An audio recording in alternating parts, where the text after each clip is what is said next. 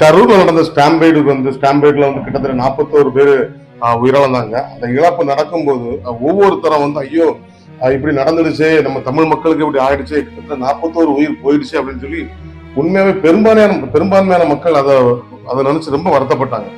ஆனா அந்த மக்களுக்கு இப்போ தமிழக வெற்றி கழகத்துல இருந்து காசு கொடுத்த உடனே உண்மையாவே இப்படிப்பட்ட மக்களுக்கா நம்ம வருத்தப்பட்டோம், இவங்களுக்காகவா நம்ம பேசணும்னு சொல்லிட்டு கிட்டத்தட்ட எல்லாருமே ரொம்ப மனம் வருத்தப்பட்டு இருக்கிறாங்க.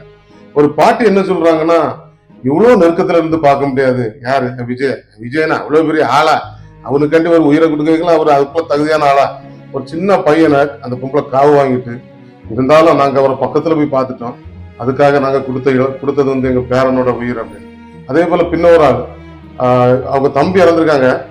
என் தம்பி இறந்ததுல எனக்கு எல்லளவும் எங்களுக்கு வருத்தம் இல்லை. எப்படிப்பா அவனை வருத்தம் இருக்கான், காசு வாங்கினது 20 லட்சம் வாங்கினதுன்னு இல்ல, 20 லட்சம் அற்ப காசுக்காக ஒரு உயிரை கம்பேர் பண்றீங்களா? இதெல்லாம் உண்மையாவே நான் சொல்றேன், மனசாட்சி இப்படி திங்க் பண்ணுங்க. இது ஒரு சாத்தியமான விஷயமா? ஒரு மனுஷன் உயிரோட 20 லட்சம் என்ன, எத்தனை கோடினாலும் சம்பாதிக்கலாம். அந்த ஒரு பேசிக் ஒரு இது இல்ல. எவனோ ஒருத்தன் சும்மா கொண்டு தந்துட்டான், எப்பா நம்ம இதை வச்சு வாழ்ந்துடலாம் அப்படின்னு நினைச்சு. அப்புறம் ஒரு 2 குழந்தைங்களை இழந்த அம்மா, அந்த அம்மா சொல்லுது, ஐயோ எனக்கு 2 குழந்தைங்க போயிட்டு, ஆனாலும் இந்த தடவை விஜய், எங்க தலைவர் விஜய் நாங்க முதலமைச்சர் ஆக்காம வந்துட மாட்டோம். நான் சொல்லல, உலகத்துல தமிழ்நாட்டுல எவனாலும் முதலமைச்சர் ஆகும். நான் இன்னைக்கு அடிச்சு சொல்றேன், விஜய் மட்டும் ஒரு நாளும் முதலமைச்சர் ஆகிட மாட்டான்.